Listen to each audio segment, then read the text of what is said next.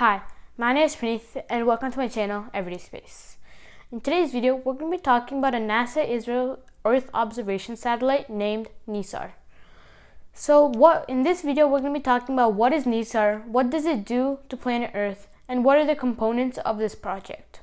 But before I launch into my own explanation of what is NISAR, let's first look at what NASA scientists that are working on this project are saying. NISAR is a partnership mission between NASA and ISRO, the Indian Space Research Organization. It's a collaborative project. And we'll be collecting data for all around the whole Earth for all of the land masses. Looking at volcanoes, earthquakes, landslides, other natural hazards that occur in the crust of the Earth. A movement of sea ice, movement of glaciers, how much forest land is growing or being reduced. Because it can image at night and through clouds, it can allow us to see through storms. It's really going to allow us to see things changing in areas where we can't with other satellites. So NISAR is going to open our eyes to the potential of this technique for seeing the ground in places that otherwise has been obscured.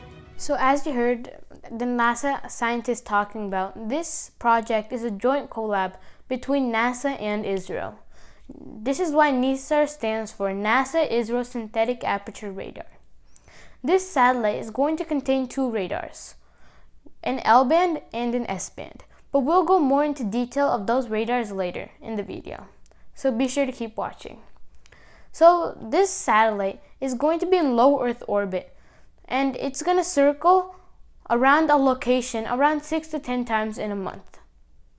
It will also picture a picture in a resolution of up to 5 to 10 meters. This is very high resolution because not many satellites can have this high of a resolution.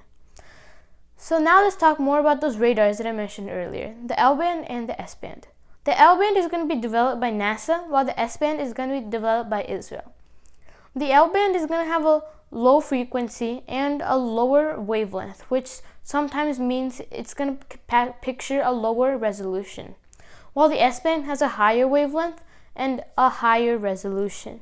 So most likely they're going to use the S-band a bit more because it's in its superior numbers. But the L-band is mainly used for scientific data recording, telecommunications back to Earth, and sending the data back to Earth, while the S-band is mainly used for picturing planet Earth. So these radars are used to picture planet Earth, right? But what does it do when it pictures planet Earth?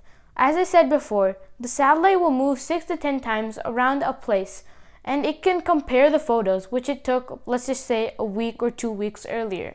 And then we'll be able to see the change in the pictures. Like, for example, if it's picturing Antarctica and 2 weeks later it takes another picture, it can then see how the glaciers are moving on the Antarctican cryosphere. So this will help scientists understand how tectonic plates are moving over time, how glaciers are going to move, and even natural disasters impacts, such as the formation of mountains. So this is going to help scientists view our Earth like they haven't been before because of the way they can compare photos that they took earlier. So this project, this is very important because of the scientific value that it has to the scientific community, and the data will also be freely available to anyone who wants it after a few days the photo has been taken. So the estimated cost of this project is $1.5 billion, though right now it might not reach that much money, but currently NASA's share of the project's cost is $800 million, while ISRO's share is closer to $120 million.